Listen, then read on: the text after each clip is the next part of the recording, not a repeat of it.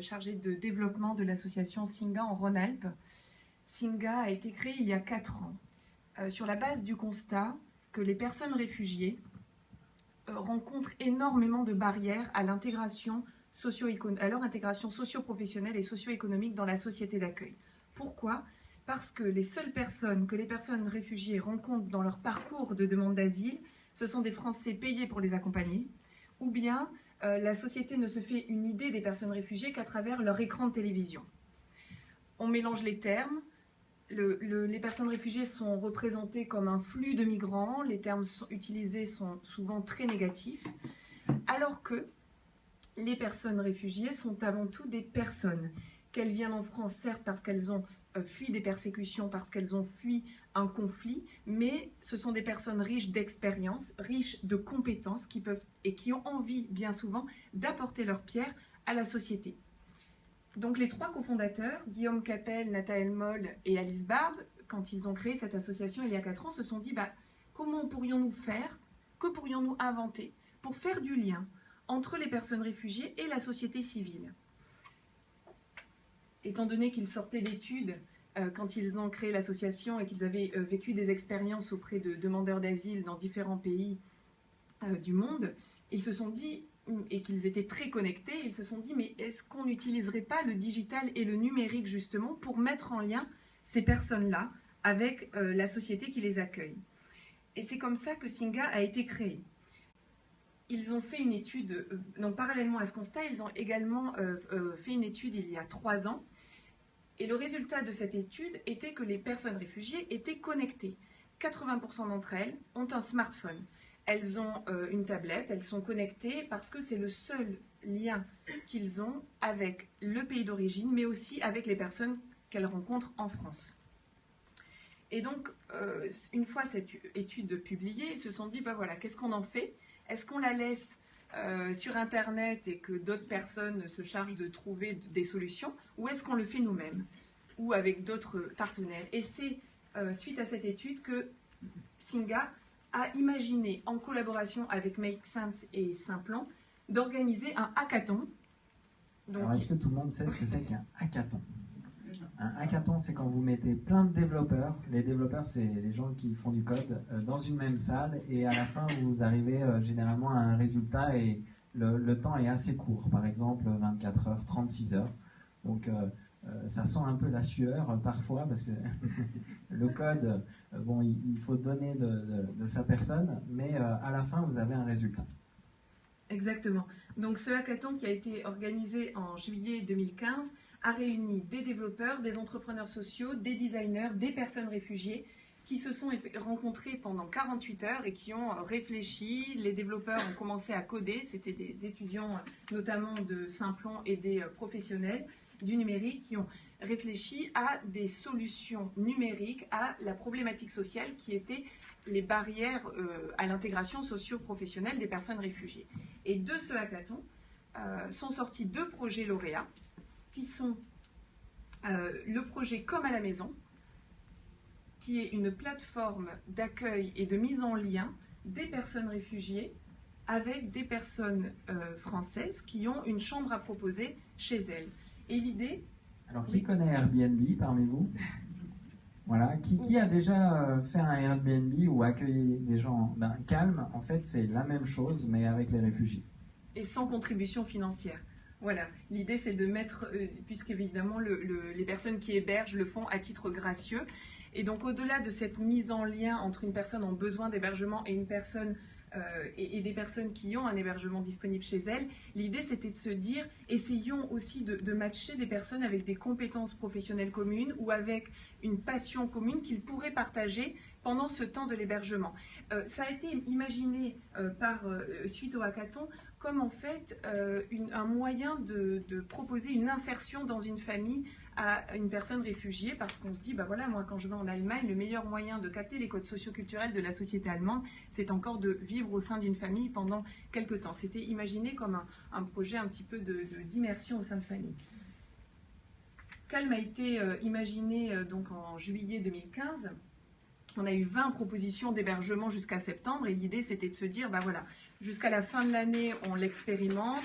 On voit si ça prend, s'il y a des personnes qui proposent un hébergement et des personnes réfugiées en demande. Et puis ensuite, on fera une étude et on verra, on cherchera des financements pour créer la plateforme web de Cannes. Et puis, le mois de septembre est arrivé.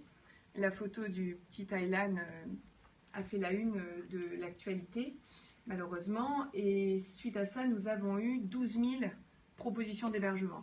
Donc là, on était avec nos Google Forms, nos tableaux Excel, Google Drive qui n'étaient pas du tout adaptés à ces milliers de personnes qui ont proposé d'héberger des personnes réfugiées. Parallèlement, on a eu des milliers de personnes réfugiées aussi qui se sont inscrites pour bénéficier de cet hébergement. Et nous, on s'est retrouvés sans plateforme, du coup, qui n'existait pas encore, à devoir gérer avec des personnes bénévoles.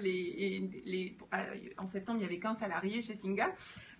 Ces milliers de matching. Donc, et alors, comment vous avez fait? Parce que 12 000 contacts, c'est quand même pas évident, hein. Ben, ça a été assez difficile. Donc, on a fait un appel très large à bénévoles qui voulaient bien venir nous aider à faire le lien entre les personnes réfugiées et les familles qui souhaitaient accueillir. Et puis, on l'a quand même fait petit à petit parce que voilà, on ne peut pas faire n'importe quoi et mettre les gens chez n'importe qui. Et donc, il fallait effectivement qu'on rencontre ces personnes-là. Donc, on a fait appel à des équipes de bénévoles qui se sont mobilisées. Et à l'heure actuelle, à Paris, il y a eu 230 hébergements. Voilà, donc on n'a pas pu répondre à toutes les demandes, mais c'est en cours. Et à Lyon aussi, nous commençons depuis 2 mois. Donc voilà, et le deuxième projet, donc aujourd'hui on a pu embaucher un développeur web qui est en train de travailler sur cette plateforme, mais ça n'a pas été simple dans un premier temps. Le deuxième projet lauréat du hackathon a été l'application Waya. Donc cette application est en train d'être développée aussi, et c'est un site internet qui sera en ligne et hors ligne. C'est-à-dire, en ligne, c'est une boîte à outils numérique qui permet à toute personne, c'est comme un Wikipédia, à toute personne d'enregistrer les informations sur toutes les structures existantes permettant l'accès aux personnes réfugiées ou primo-arrivantes, à la préfecture, au restaurant du cœur, qui donne toutes les informations sur les structures existantes qui pourraient les aider, dans la langue du pays d'origine. Et chaque personne, par exemple à Lyon, vous pouvez vous-même en tant qu'association y inscrire les informations sur ce que vous pouvez proposer. Et ces informations seront sur une carte interactive pour que les personnes y aient un accès plus simple. Mais ce sera aussi une plateforme hors ligne, puisque l'idée, c'est que les personnes réfugiées puissent aussi nous faire part des besoins qu'elles auraient quand elles arrivent, qu'elles ont actuellement quand elles arrivent en France pour obtenir des informations. Donc effectivement, cette application, elle a un impact démocratique puisque chacun peut participer et collaborer pour donner ces informations, et un impact social puisque ça permet aux personnes de s'approprier leur propre démarche et qu'elles n'aient pas besoin de passer systématiquement par les services sociaux pour avoir ces informations. Et ce que tu disais, je crois, Fanny, c'est pour le réfugié. Donc, si j'arrive par exemple en France, j'ai la prochaine chose à faire en fait en termes de formalité, avec un espèce de Google Maps qui me situe le lieu pour que je ne sois pas perdu. C'est ça, ce côté très très pratique. Exactement. C'est vraiment l'idée de se dire que les personnes, quand elles arrivent, souvent, elles n'ont qu'un smartphone. Elles viennent peut-être pour demander l'asile, mais comment faire? Vers quel service s'adresser? Elles ne parlent pas un mot de français. Où est la préfecture? Et puis finalement, qu'est-ce que l'asile en France? Qu'est-ce que l'OFPRA, l'Office de français de protection des réfugiés et apatrides? Qu'est-ce que la CNDA? Qu'est-ce que la CMU? Les personnes n'ont pas forcément connaissance de cela. Et là, ça va leur permettre d'avoir cette connaissance dans leur langue d'origine sur une application. C'est génial, hein? Enfin, je veux dire, franchement, le truc, tu as tout sur le smartphone et tu sais ce que tu as à faire ensuite parce que, bon, pour avoir vécu de l'autre côté de la barrière, parce que j'ai eu la chance d'accueillir grâce à Singa un réfugié, enfin, on ne se rend pas compte, je crois qu'on ne se rend absolument pas compte de la complexité administrative, etc., des démarches. Enfin, c'est juste assez incroyable, même pour quelqu'un qui parle la langue. Et quand Singa...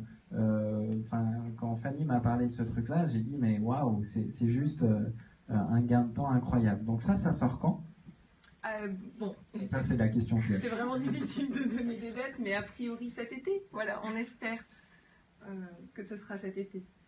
Voilà. Mais Singa, donc au-delà de ces applications, et de ces plateformes, l'idée, c'est de créer une communauté, des espaces de rencontre entre les personnes réfugiées et la société civile. Donc on propose par exemple un système de buddy, c'est de mise en relation entre une personne réfugiée, un Lyonnais par exemple, autour de compétences communes. J'ai l'idée par exemple, j'ai l'exemple récemment, la semaine dernière, j'ai fait le matching, la mise en lien entre Irina, qui était web designer en Russie, et Sabine, qui est web designer à Lyon. Et puis il se trouve que parallèlement, elle partage aussi une passion pour le yoga et pour la création d'objets de décoration. Et donc ensemble, elles ont déjà réfléchi à comment elles allaient pouvoir vendre les objets de décoration qu'elles créent sur un site qu'elles réaliseraient toutes les deux en commun. Et l'idée de Singa, c'est ça, c'est de considérer ces personnes avant tout comme des personnes et pas uniquement par rapport à leur parcours d'exil, et d'utiliser le numérique pour les mettre en relation,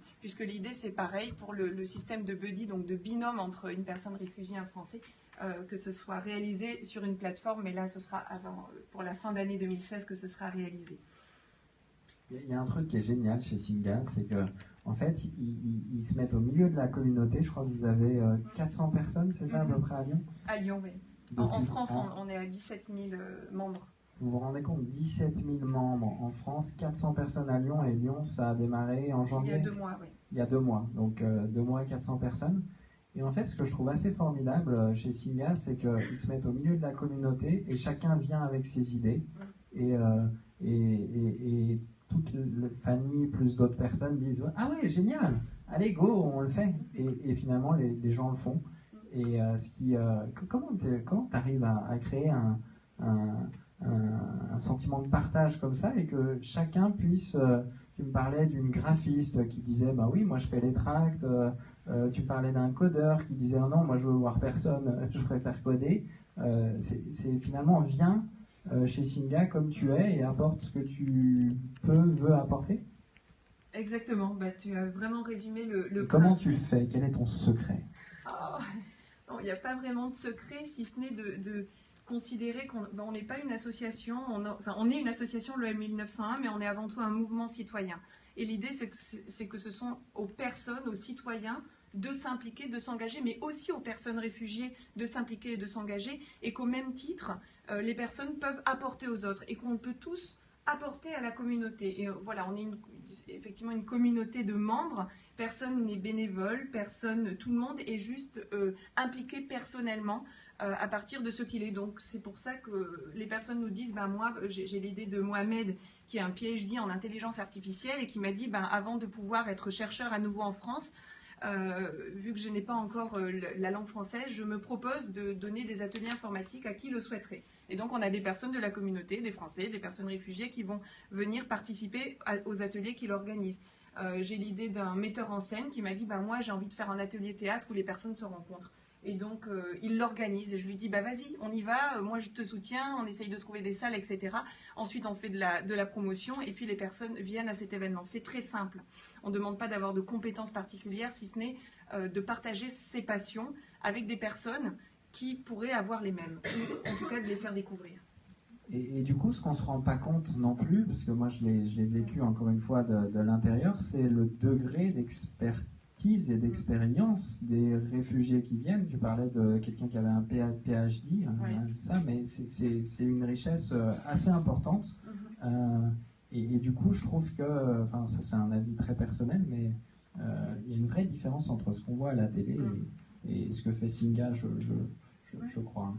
L'idée, c'est vrai que c'est aussi de changer le répertoire public vis-à-vis de ces personnes qu'on associe souvent à un flux, à une charge pour les sociétés et à aucun moment comme une force, alors que ces personnes sont une force. Hier soir encore, je discutais avec une dame syrienne qui était prof de français en Syrie, donc c'était plus simple de communiquer, qui disait qu'elle arrive en France, mais avec des centaines d'idées de projets qu'elle a envie de développer. Elle est ravie d'être en France, elle a envie d'apporter sa pierre, elle a envie de contribuer à notre société.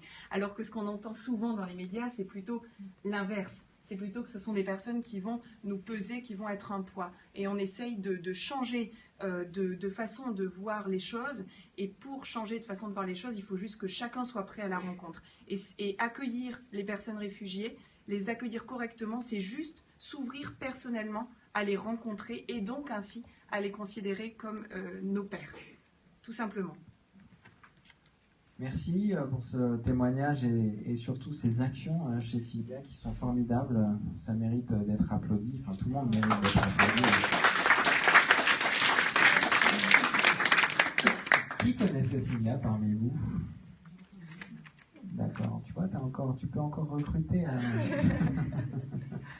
On va passer